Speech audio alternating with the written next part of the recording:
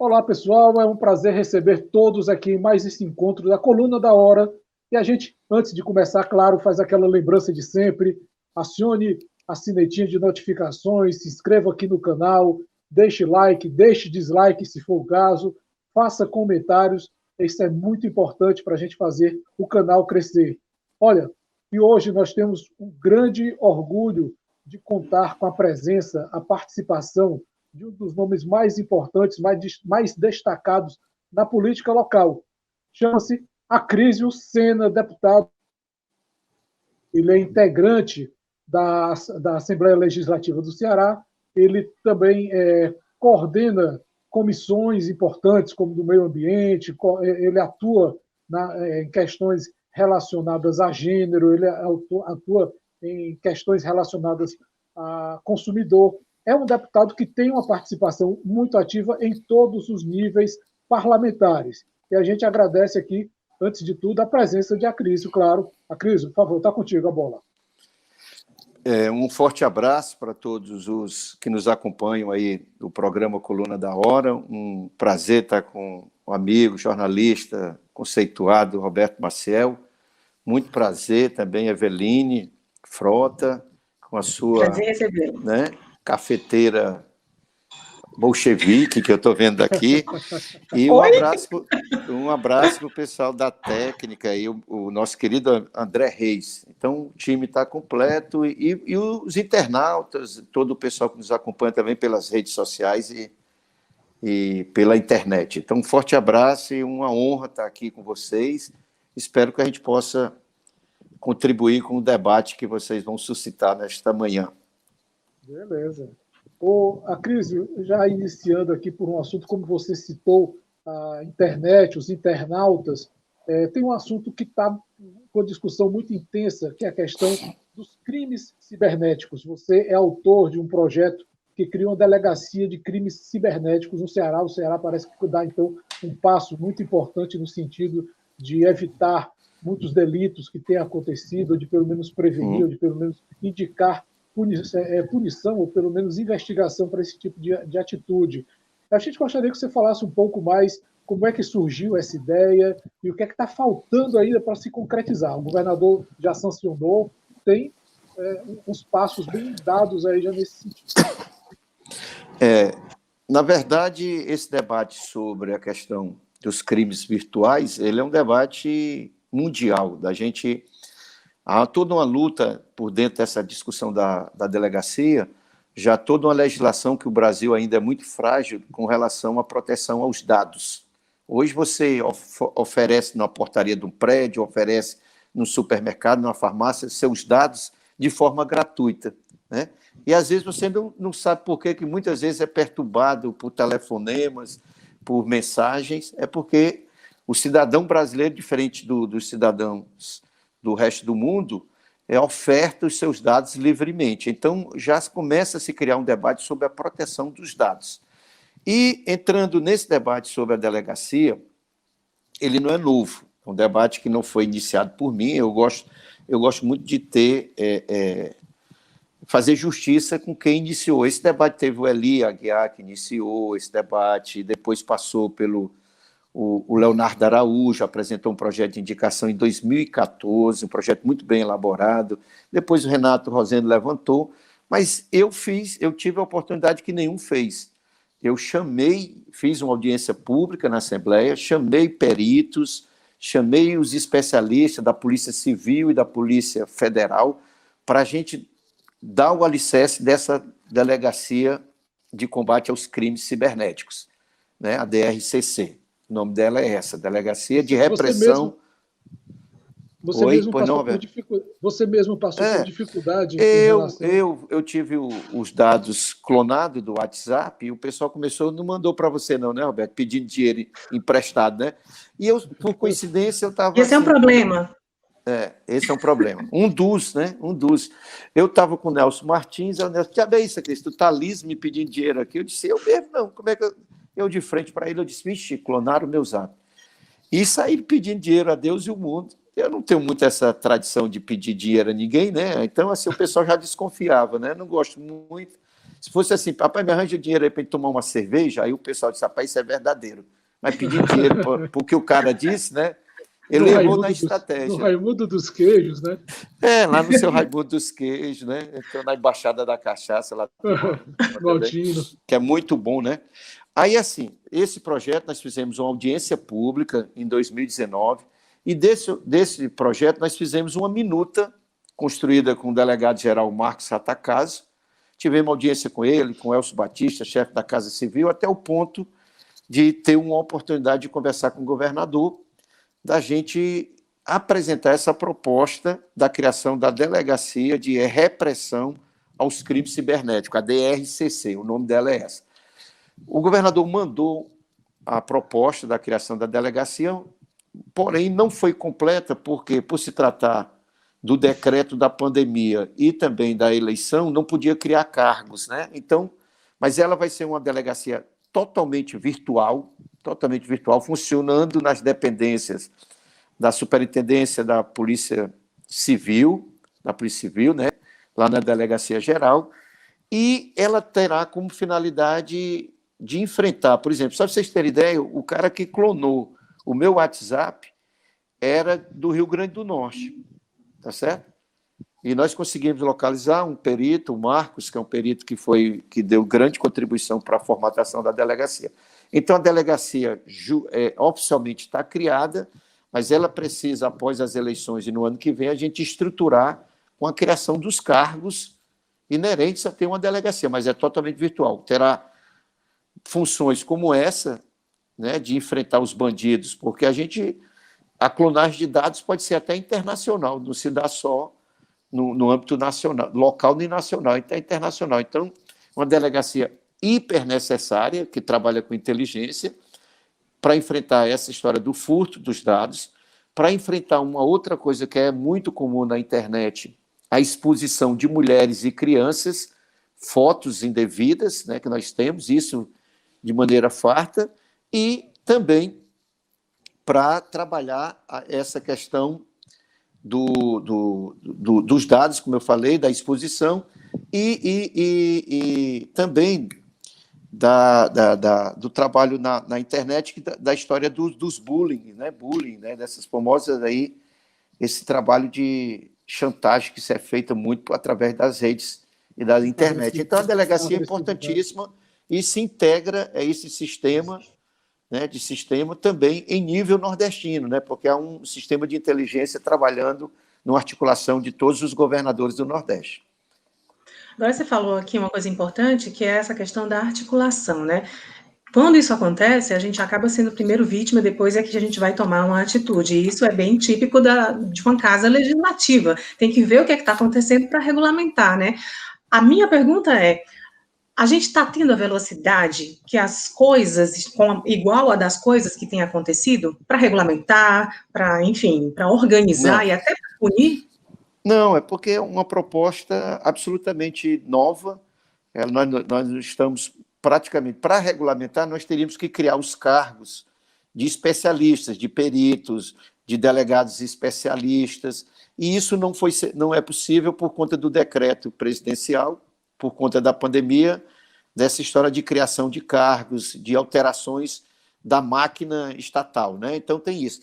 E a outra que eu estava procurando a palavra e não achei, gente, e a outra fundamental da delegacia no combate aos fake news, que são as notícias falsas.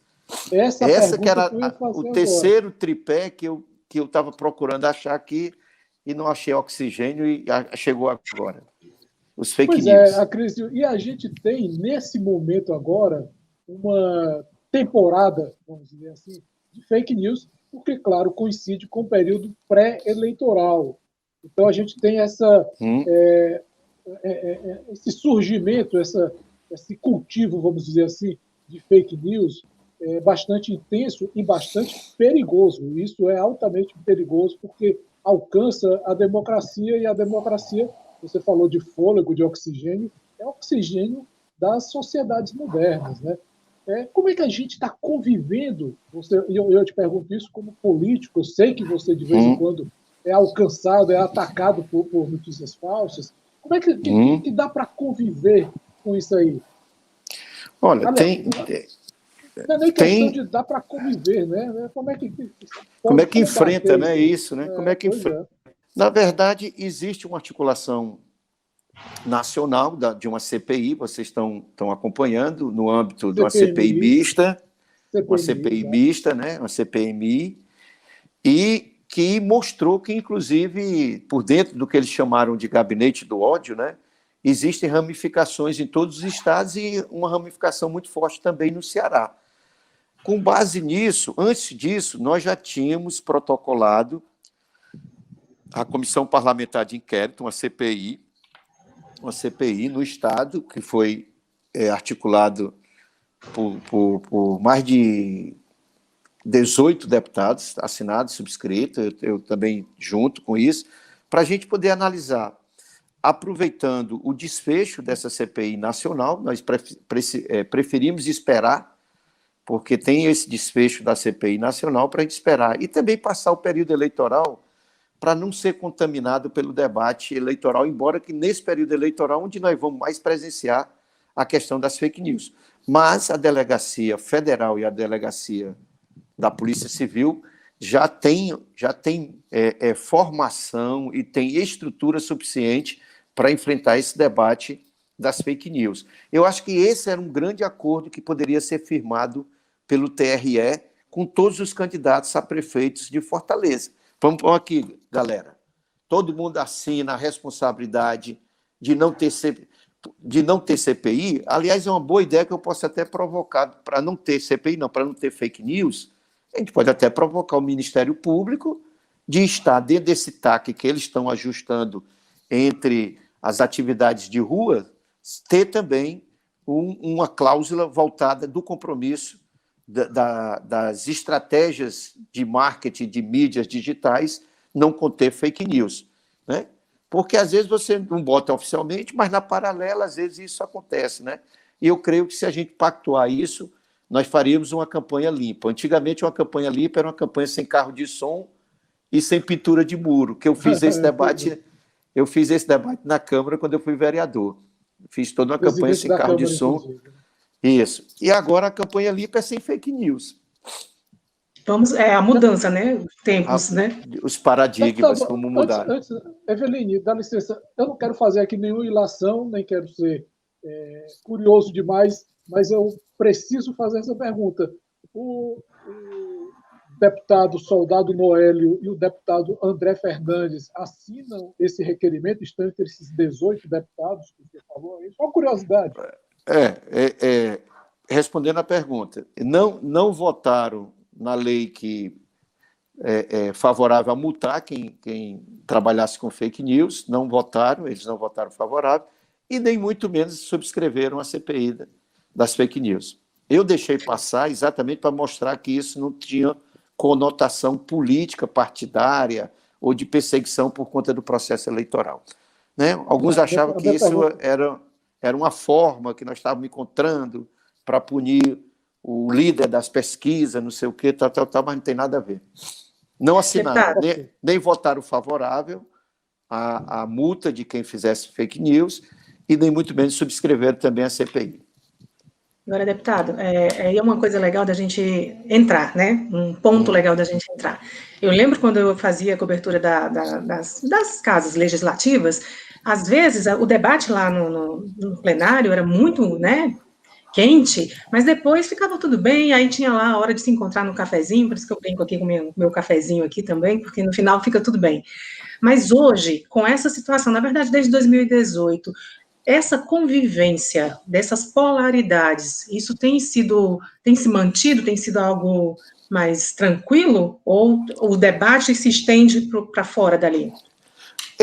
Eu acho que a gente começa a estabelecer já alguns parâmetros para a gente poder sair desse fla-flu na política, tá vendo? Dessa relação de amor e ódio de torcida organizada. A política é algo muito mais civilizado do que a gente imagina. Então, eu creio que a qualificar esse debate, nós trazermos proposições, um debate de qualidade, esse é o grande desafio dos parlamentos brasileiros, né? Para não se perder essas pautas com picuinhas. Eu creio que ainda nós não saímos, mas a gente já está conseguindo dar alguns passos significativos, até porque nós conseguimos mostrar para o país que 70% da nação quer a democracia, ao contrário dos 30% que querem a volta da ditadura militar. Então, até o movimento Somos 70%, isso mostrou que nós não poderíamos. No ano de 2019, os que defendiam a democracia refém de teses, me perdoe, pré-medievais, né? Isso é teses medievais, tese de natureza que não está no âmbito do coletivo, são teses de fórum íntimo. A religiosidade e a sexualidade nós podemos até debater, mas são teses de fórum íntimo de cada ser humano. Então, assim, ficou muito focado em cima do preconceito do negro, preconceito com a mulher. Então, a supremacia da voz dos religiosos, principalmente dos neopentecostais, como trazendo a voz, né, aqui de Deus na terra, como se fosse tudo isso. Então, isso está começando a superar, até porque o Estado é laico, né? Não pertence a nenhuma religião. Então, esses elementos, para a gente, eu acho, para mim, o fundamental é a comprovação que a maioria absoluta da população se diz defensora da democracia e do Estado Democrático de Direito, respeitando a direita e respeitando quem pensa conservador, direita, reacionário, troglodita, e aí vai, respeitando todas essas categorias, mas a supremacia é pela democracia. Então, nós ficamos muito refém, sendo maioria e refém de uma tese que é absolutamente minoria no país. Então, acho que esse debate, quando traz para o âmbito da democracia, a gente começa a equalizar o debate e a política. O senhor tem uma caminhada respeitando vários degraus. O senhor foi do movimento estudantil, o senhor foi do movimento bancário, sindicalista, o senhor foi cultista, o senhor foi presidente do INPAR, que é o Instituto de Recursos Humanos da Prefeitura de Fortaleza, vereador, presidente da Câmara Municipal. Hoje, o senhor é professor, o senhor é historiador e é hoje integrante da Assembleia Legislativa. E eu queria perguntar, como é que o historiador avalia qual é a história que vai ser contada daqui a 20 anos?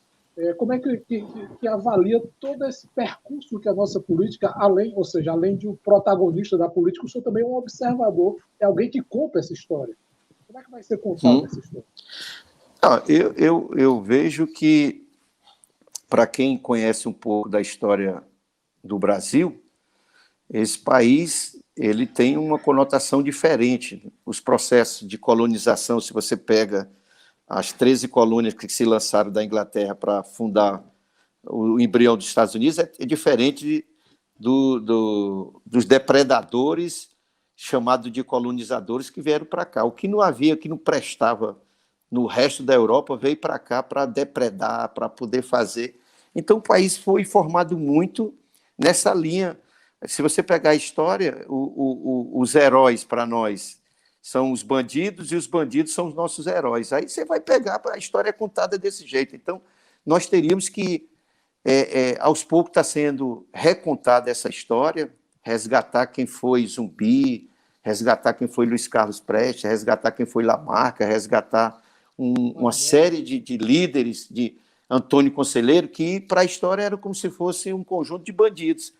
E os que vieram, que levaram o nome da nobreza aqui, vieram numa linha muito degradante, principalmente quem veio em 1808 com a família real. Basta ver aí esse livro do Laurentino, é um livro muito bom, do 1808, que narra a família real, e a gente vê que família real veio para cá, né? Então, assim, eu acho que nós vamos ter, no cotidiano, vamos ter uma realidade em que a história vai ver um ponto fora da curva, que foi a eleição do Bolsonaro, e uma supremacia temporária de teses reacionárias, de direita e conservadoras, que sempre existiram no país, mas que não tiveram uma predominância como nós tivemos no ano de 2019 e ainda um pouco no ano de 2020. Mas eu creio que essa onda ela começa a ser descortinada no mundo todo, uma tese desde 2008, e ela foi construída muito de uma estratégia a partir do advento das redes sociais, com fake news, e esses motorzinhos que trabalham de manhã, de tarde e de noite para disseminar notícias que, na sua grande maioria, não são verdadeiras. A eleição de Bolsonaro está explicado como é que ele foi eleito, né? Foi uma estratégia por dentro das redes sociais, estratégia de marketing com robôs e disseminando fake news, disseminando teses absolutamente conservadoras. Se você pegar isso, tem um livro muito interessante chamado Engenheiros do Caos, que explica com esse advento da força das redes sociais direcionada para essa perspectiva nada democrática. Mas eu sou defensor das redes sociais. Existe uma preocupação muito intensa justamente com essa onda, vamos dizer assim, de revisionismo e de negacionismo também. Ataca-se a memória de Paulo Freire, como se ataca a memória de Zumbi de Palmares. Me parece, às vezes, até de uma forma muito rancorosa, porque não se consegue estabelecer um padrão. Outro dia desses, relendo algumas coisas, eu vi o atual presidente da República elogiando Adolf Hitler como um estrategista, que foi o estrategista, entre aspas, que perdeu a Segunda Guerra Mundial, né? Pois é.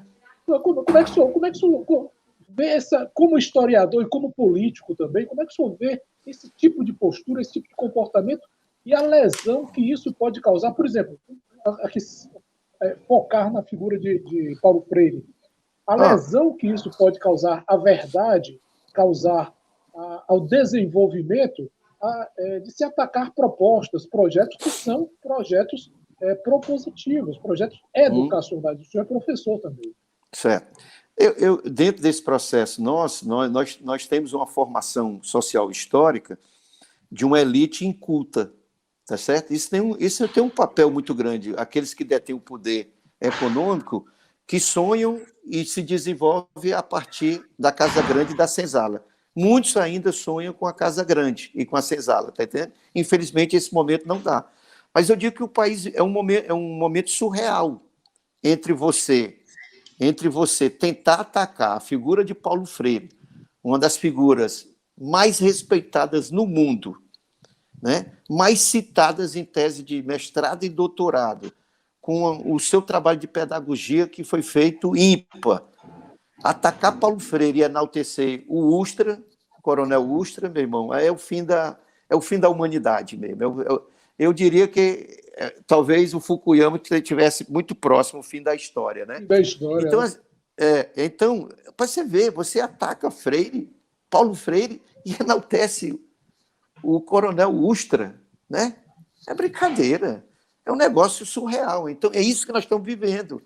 É um ser humano que acha que estão atacando a ideologia de gênero, dizendo que estão se orientando os meninos ser gay, ou que família, a única concepção de família é aquela que Adão e Eva mesmo, e o homem e a mulher. Não existe mais isso. Você queira ou não queira, há uma nova reconfiguração de família, de história, de movimentos. Agora, tem muitos erros, gente, também pela esquerda, né? A esquerda tem dificuldade de fazer autocrítica, né? Quando me perguntam, e o seu PT, a crise? Como é que fica? Era a minha pergunta, era a minha pergunta. Pois é, sua pergunta, né? Por isso que eu me antecipo. Eu vi muitos erros que pôde fazer e não fez. Ou seja, era para o PT ter sido derrotado no Congresso Nacional com um projeto de taxação das fortunas. Era para o PT ter sido derrotado de ter feito uma reforma democrática, uma reforma partidária, para não ter essa esculhambação que nós temos aí, que isso não é sério, esse formato de criar partidos no Brasil, que o cara usa partido como se usa roupa. O PT era para ter feito, né, esse conjunto de mudanças, era para ter democratizado os meios de comunicação, era ter só aplicado a Constituição, não era cessear a liberdade de expressão, nem privatizar a Globo, não, mas era democratizar os espaços, que aí terminou, em alguns momentos, as emissoras virando partidos políticos. Então, esses erros nós estamos pagando caro. Era para ter feito uma discussão de uma mudança do judiciário, uma coisa mais transparente, uma escolha melhor, menos politizada dos ministros do Supremo, porque são indicações políticas, né? Então, poderia ter feito isso, um debate que o PT poderia ter feito juntamente com toda a esquerda, e não fez. O bonde passou, e está levando bolada nas costas hoje. Essa é a grande realidade. Então, quando me perguntam a crise autocrítica, eu faria uma autocrítica pela esquerda, né? Faria Faltou coragem, autocrítica né? pela esquerda. Faltou Eu coragem da taxaria as esquerda. grandes... Faltou pulso e determinação do PT. Eu não diria todo, não. Porque um presidente com 80% de aprovação poderia ter feito muito mais. Era inadmissível. Nós tivemos mais problema na relação com as rádios comunitárias. Aí você entupiu as igrejas evangélicas de rádios e TV, e o movimento sociais não tem uma rádio e uma TV para poder fazer também o contraponto. Aí hoje nós estamos aí nessa situação toda, não se democratizou o meio de comunicação, não taxou fortuna, nem... Rapaz, lucro dos bancos, pelo amor de Deus, 81 bilhões, 4 bancos. Uma taxação sobre juros, sobre lucros e dividendos desses bancos. 81 bilhões, 4 bancos. É um negócio absurdo. Então o PT não fez nada disso. Fez muita coisa, ampliou os indicadores, saiu do mapa da fome, mas essas questões que mexiam de natureza estrutural passaram ao largo. E agora nós estamos aí enfrentando problemas, grande parte desses problemas. Terminou entrando no mesmo modus operandi de todos os outros governos anteriores, na relação incestuosa com o Congresso Nacional, e aí está aí, pagando essas coisas todas. Então, nós temos que fazer... Eu acho que tem um texto do Postman que ele diz o seguinte: o Márcio Postman foi nosso candidato a prefeito de Campinas. Ele diz: a sociedade em que o PT e a CUT foram construídas, ela não existe mais. E aí ainda tem gente com discurso da década de 80, da esquerda, inclusive. Então, assim, eu acho que esse debate que nós temos que reinventar, né? Pois é, o senhor falou exatamente dessa questão do discurso, da necessidade de um discurso novo. Qual é o discurso que se pode fazer agora, neste momento, e eu não diria exclusivamente o PT, eu diria a própria esquerda, neste momento de intensa polaridade, como a Eveline lembrou, e nesse momento histórico de transformação social, porque toda eleição é um momento histórico de transformação social, ou a possibilidade de transformação social. Eu nunca pensei, Roberto e Eveline, essa frase que eu vou dizer hoje aqui. Hoje, ser reformista é ser revolucionário. Tá certo? Fazer as reformas hoje é o fundamental. Então, o que eu diria? Rapaz, defender o SUS, para nós, é uma questão de sobrevivência do povo pobre. Defender o SUS. Defender o Fundeb é estratégico para todos nós. Então, assim, a fome, que o Brasil saiu do mapa da fome em 2014 e foi a referência no mundo, voltou de forma avassaladora, né? Imagine nós se nós não tivéssemos SUS com essa pandemia, 140 mil mortes, e o nosso querido presidente dizendo que era uma gripezinha. Então, assim, outra coisa, nós precisamos enfrentar essa questão da fome, nós precisamos... Eu não imaginava que ia lutar de novo contra a caristia, meu irmão. A pessoa, hoje, o arroz está no patamar do dólar, o feijão superou o dólar.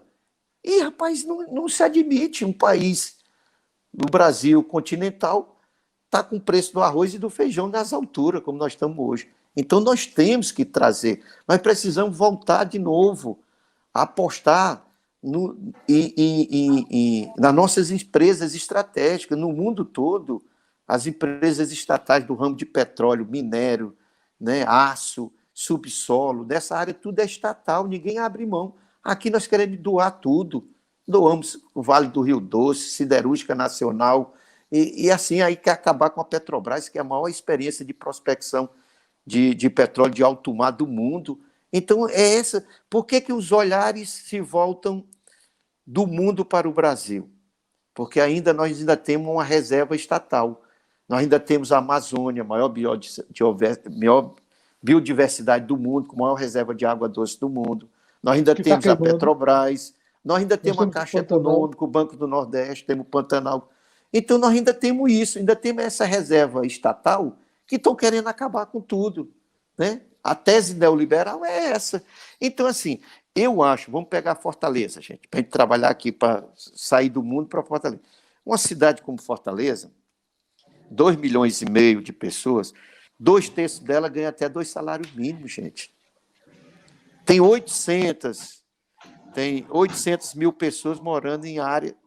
Perdão, tem 800 mil estabelecimentos em áreas vulneráveis, tá vendo? Então, é uma cidade extremamente injusta, desigual, desumana, que entra governo e sai governo e não atenua essa questão. Então, nós chegamos numa situação hoje que nós vamos ter que ter um prefeito que queira ser eleito, ele vai ter que dialogar com as periferias.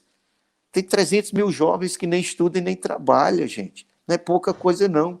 Aí, ou a gente entra para poder disputar na periferia com os programas sociais, né?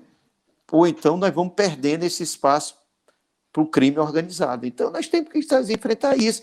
E eu disse, a Prefeitura de Fortaleza fez um trabalho brilhante com Eudoro Santana e que é do Implanfor, e com Fausto Nilo, Fortaleza 2040. Rapaz, eu não vejo um candidato a prefeito mencionar o Fortaleza 2040. Projeto pronto, que trabalha a cidade de forma estratégica, trabalha essa reversão de mudança, né? Se vocês pegam o estado do Ceará, nós temos 14 mil empresas, 98% são pequenas. Aí nós temos que fazer uma política de investimento para onde? Para as indústrias ou para as pequenas? Então, nós precisamos fazer isso, o microcrédito. Nós conversamos com o governador Camilo Santana, nós precisamos, nessa pandemia, ter um incentivo para o microcrédito, para lá na periferia o cidadão comprar um tacho para fazer batata frita e vender no meio da rua, para comprar uma cadeira, cortar cabelo, para poder se virar nos 30, porque se não for assim, olha, eu ando muito em Fortaleza, os sinais começam a proliferar um número exacerbado de pedintes. Isso é preocupante. Isso não existia, não. A cidade desigual, mas acentuou de forma muito drástica esse momento que nós estamos vivendo. Então, eu acho que é esse olhar que nós precisamos trazer para poder dialogar aqui. Não é mais aquele formato, eu particularmente participei da década de 80 e 90 com muita intensidade, o desenho é outro, a realidade é outra, e a interatividade precisa ser construída também de outra forma. Você acha que essa pandemia foi necessário ter uma crise dessa proporção, dessa magnitude, para que a gente pudesse enxergar isso? Porque isso já vem se falando na pauta de esquerda há muito tempo, a concentração de renda, isso já vem se falando há muito tempo, mas precisa um momento assim real de uma catástrofe humanitária para que se enxergasse a necessidade de se colocar isso nos plenários e discutir saídas? Olha, eu acho que nós não precisaríamos passar por o que nós passamos, né? É muito cruel, porque 140 mil mortes, se você somar, se você pegar do processo da independência, né? Não, vamos pegar do processo de colonização, de 1500 para cá, 1530, até os dias atuais, se você somar o número de mortes em guerras, batalhas, tudo que o Brasil teve, não chega a esse indicador. Pode ter certeza, nossa, e pode somar, não chega. Então, isso é desumano e faltou política. Imagina enfrentar uma pandemia sem ministro da Saúde. Quando o Mandetta saiu, ficamos sem ministro, sem política para a saúde. Um presidente sustentando o congelamento dos recursos, ainda com a emenda constitucional da saúde. Nós não precisávamos passar por tudo isso. E passamos. Agora, a realidade bateu na nossa cara, né? Mostrou aquilo que eu disse anteriormente, a insensibilidade de uma elite brasileira. Quais foram ações concretas do povo? Rapaz, o Ceará tem 18 magnatas. O Ceará tem 18 homens mais ricos do mundo. Quais foram ações concretas, humanitária desses magnatas? É aquilo que eu digo, os caras é casa grande e senzala mesmo. É inculta, é incivilizada mesmo, é um negócio impressionante. Agora, trouxe realidades que o povo se reinventa na sua solidariedade, que o povo enfrenta do seu jeito, é um povo bravo, guerreiro, lutador, o povo brasileiro. Agora, e vai mostrando que outros caminhos, dentre eles esses que nós estamos atuando hoje. Ninguém imaginava que isso que nós estamos hoje aqui, com essa entrevista, dialogando, através dessas mídias digitais, fosse algo que viesse para ficar. e veio para ficar. O senhor citou agora o ex-deputado, engenheiro Eudoro Santana, o projeto Fortaleza 2040, e é do próprio Eudoro, uma frase que eu vou dizer agora, ele diz que existe um muro virtual de miséria dividindo Fortaleza em duas.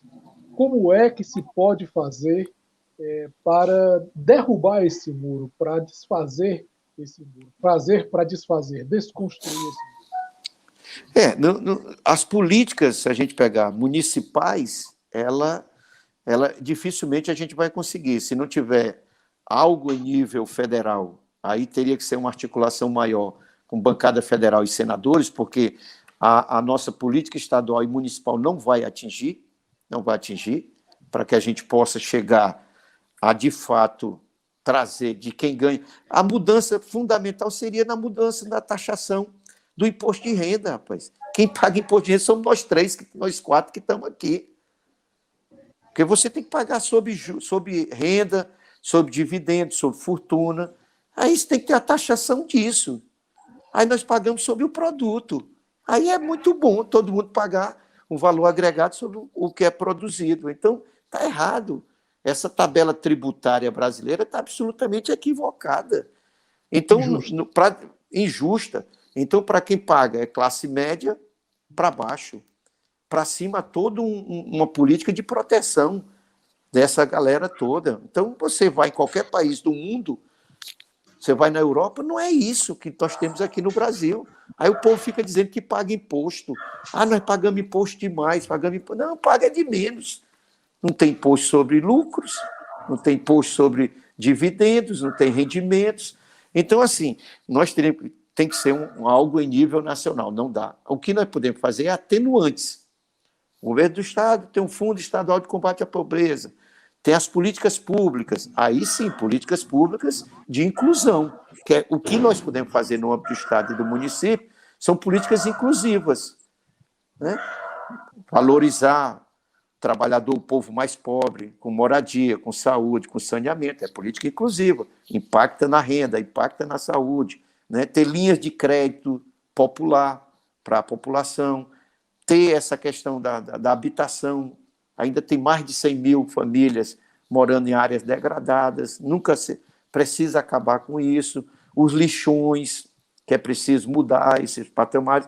Então, eu acho que aqui a gente faz mais a política inclusiva, aí eu acho que precisaria ser mais arrojado no âmbito municipal, dessas políticas inclusivas. No âmbito estadual, o governador vem trabalhando, fazendo o dever de casa, que eu digo, num bom ritmo, né? Trabalhando essas questões do combate à pobreza, trabalhando essa parte. Não foi fácil o governador enfrentar uma crise na segurança pública nos 3 primeiros meses e depois seguir com essa crise na saúde que chega até os dias atuais. Então, o governador, nesse aspecto, tem feito um bom trabalho. Eu tiro o chapéu para essas iniciativas que ele vem fazendo. Então, acho que precisa fazer é um conjunto de ações que envolvam atividades desde a segurança alimentar, porque a fome é o básico, né? Desde a segurança alimentar, passando pelo crédito, tendo uma política séria de saúde, nos postos de saúde, tendo remédio, tendo um médico que atenda, passando pelo esgotamento sanitário, que é isso. Metade da população não tem esgoto, você já imaginou isso? Como é que democratização a população... da água também, né? Democratização da água. Uma outra discussão, nós temos que fazer uma discussão sobre o uso da água. Talvez vocês não saibam, mas o povo de Fortaleza, a sua ampla maioria, não toma água da CAGES. Toma água, aquelas águas, às vezes, salinizadas, que são piores que a CAGES, algumas delas. Ou seja, eu fui fazer uma pesquisa disso, perguntando quem toma água da CAGES, é um grupo reduzido. Aí você pegar água tratada para tomar banho, lavar roupa, e isso é um absurdo, isso não existe. Está entendendo? Então, esse debate é um debate que retoma essa discussão para nós, que é fundamental. Passando pelo microcrédito, que eu já falei, até vai ser necessário em Fortaleza fazer um fundo municipal de combate à pobreza, porque a fome bateu de forma avassaladora nas casas dos cidadãos. Isso eu estava falando sobre a questão da água, a comissão que o senhor preside, ela também trata disso, né, da questão da água no interior, a gente sofre, né, nós estamos no semiárido nordestino, a gente sofre historicamente com as secas, e aí a fome agora, né, bateu, como o senhor falou, e a sede, que já é uma companheira, infelizmente, é uma companheira do nordestino, né, o que é que tem se falado, o que é que tem se feito, proposto, para essa questão da água, né, do acesso à água? Olha, é a primeira discussão que nós temos. Aí é outro debate que nós temos que taxar. Aí taxar. Eu sei, 95% da água do estado de Ceará é consumida pela indústria e a agricultura. Nós, pobres mortais aqui, nós consumimos 5%. Tá certo? Então, o cara quer produzir melão lá no Vale do Jaguaribe, beleza. Você vai gastar 20, 30, 50 litros d'água para produzir um pé. Beleza, agora você vai pagar por isso. Ou então você vai criar mecanismos. Não pode o Estado ter linhas para poder fazer esse atendimento. Então, a indústria e a agricultura são os grandes consumidores da água. Nós, seres humanos aqui, consumimos 5% dessa discussão, dessa água. Então, nós precisamos fazer o quê? Uma política em que o cara quer produzir, beleza, não vamos ser contra. Agora, você vai pagar por isso, e caro. E aí você, né, ter essa realidade para a gente poder enfrentar. Eu vejo a água nossa do semiárido é sempre um fator decisivo, né? Tem essa história acompanhando exitosa das políticas de cisterna, perfuração de poços, interligação de bacias, orientação de mini reservatórios com pequenos açudes, e aí chegando até na transposição e chegando também com a dessalinização, porque nós temos muita água do mar também, né?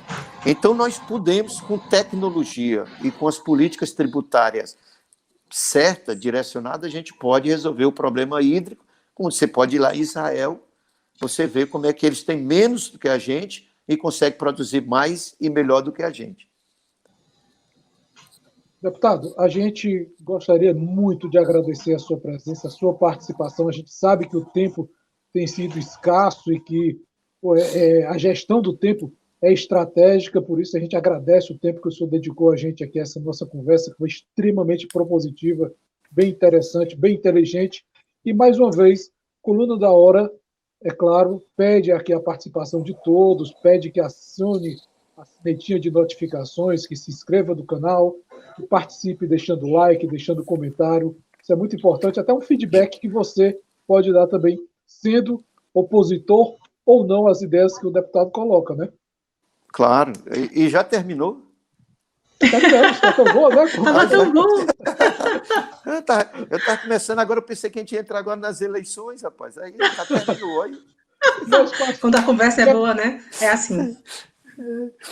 Não, mas é porque eu gosto muito também de dizer para o pessoal assim, rapaz, tudo que eu vou fazer para algum canto, eu estudo um pouco para poder chegar, a gente falar alguma coisa com conteúdo e para não ficar fazendo igual aquela correndo atrás do... Né?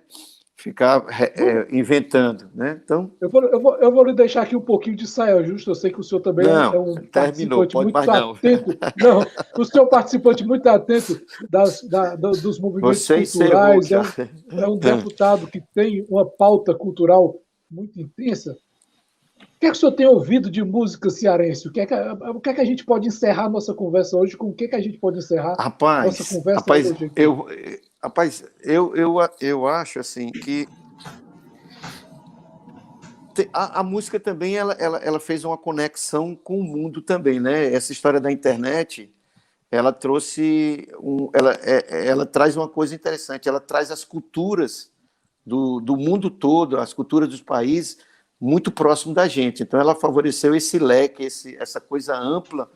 Mas eu sou um apaixonado pelo Nordeste. Eu acho que ninguém cantou e pensou e falou melhor do que o Nordeste, que é Luiz Gonzaga, né? Tendo dois ícones como Humberto Teixeira e Zé Dante, aquilo dois animais mesmo, que pensavam muito. Infelizmente, a geração nossa aí, que trabalhou muito com o pessoal do Ceará, a minha veio do pessoal do Ceará, Fagner, Dinardo, Belchior, a Evelina é mais nova que nós dois, né? A nossa geração. Mas eu gosto de tudo, eu gosto do Canoa Blues, viu? Que bom. Eu gosto de Canoa Blues. Então, assim, Olha aí. eu gosto eu sou um pouco bairrista da música cearense, né? Mas eu acho que a música a arte é mundial, é universal, né? Então, Pois a então, gente pode... deixa eu fazer aqui uma proposta. Vamos encerrar nossa conversa hoje ouvindo André Reis, o nosso diretor de imagens, nosso editor de imagens, com o grupo dele fazendo um belo blues. Olha aí, cara. Ai, que Show de bacana. bola. Tá feito. Até a próxima. Isso, deputado. Isso até tem mais. que ser numa Muito sexta-feira que inspira a gente tomar uma cerveja, né? Com certeza. Tá bom, deputado. Muito obrigado, muito obrigado. Tchau. Muito obrigado a todos.